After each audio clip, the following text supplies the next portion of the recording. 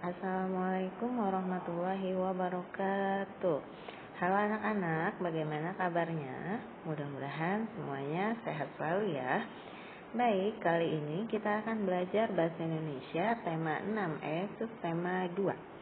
KD-nya 3.6 mencermati petunjuk dan isi teks formulir. Di tema 6E ini yang subtema 2 kita akan mempelajari tentang daftar riwayat hidup, di mana daftar riwayat hidup ini merupakan formulir juga ya. Nah, pertama pengertian dari daftar riwayat hidup yaitu catatan atau sebuah dokumen yang menggambarkan diri pribadi secara singkat, pendidikan, kursus, dan prestasi yang pernah diraih. Nah, daftar riwayat hidup ini punya nama lain, yaitu kurikulum vitae atau biasa disingkat CV.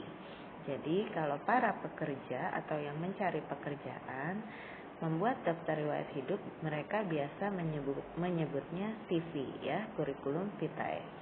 Kurikulum vitae sendiri berasal dari bahasa Latin yang artinya perjalanan hidup. Oke, lanjut. Tujuan dari daftar riwayat hidup ini adalah untuk memberikan data yang sebenarnya yang dibutuhkan suatu instansi. Daftar riwayat hidup ini harus dilampirkan saat kalian ingin melamar pekerjaan. Kemudian bagaimana ciri-ciri daftar riwayat hidup? Yang pertama yaitu memakai bahasa yang formal serta memperhatikan EYD. EYD itu apa? Ejaan yang disempurnakan. Yang kedua, berisi informasi data diri. Data diri yang sebenarnya ya, bukan yang dikarang-karang. Yang ketiga, memakai desain yang menarik, namun tidak berlebihan. Dan yang keempat, rapi. Lanjut, bagian-bagian daftar riwayat hidup. Yang pertama, tentang informasi diri. Yang kedua, pendidikan dan pelatihan. Yang ketiga, pengalaman kerja. Yang keempat, keahlian tambahan. Dan yang kelima, prestasi yang pernah diraih. Ini adalah contoh daftar riwayat hidup. Saya yang bertanda tangan di bawah ini dari nama, TTL, alamat, nomor HP, jenis kelamin, agama, kewarganegaraan, status, email, hobi, kesehatan, dan pendidikan terakhir. Itu adalah data diri. Kita lihat bagian-bagian yang pertama ya, informasi diri. Kemudian yang kedua yaitu pendidikan formal. Nah, ini kamu cantumkan tahunnya, SD, SMP, SMA, dan juga kuliahnya ya. Ini bagian yang kedua. Ini tadi informasi diri yang pertama, kemudian ini yang kedua, pendidikan formal. Yang ketiga yaitu pelatihan dan seminar. Nah, ini pendidikan dan pelatihan masih yang kedua ya. Ini boleh di bawahnya. Ini pendidikan, ini pelatihan yang pernah diikuti. Kemudian yang ketiga yaitu pengalaman kerja. Ini contohnya ya.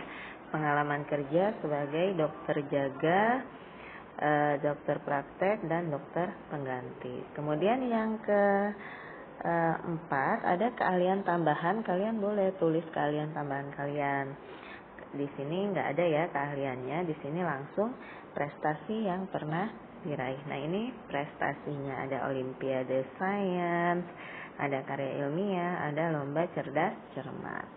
Nah, kemudian diakhiri dengan kata-kata, demikian CV yang saya buat dengan sebenarnya dan secara sadar agar bisa dijadikan pertimbangan untuk lamaran kerja saya. Terima kasih atas perhatiannya.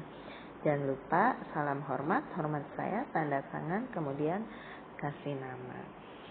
Jadi daftar riwayat hidup harus dibuat dengan sebenar-benarnya.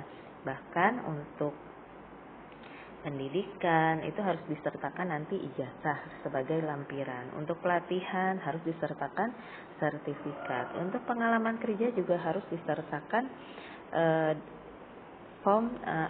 maksudnya harus disertakan pengalaman kerja dari instansi yang pernah yang pernah kerja di sana.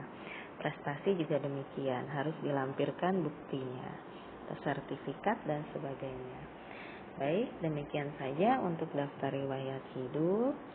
Semoga kalian paham. Jangan lupa untuk yang penting-pentingnya silahkan dicatat di buku catatan ya. Oke, semangat belajar semuanya. Wassalamualaikum warahmatullahi wabarakatuh.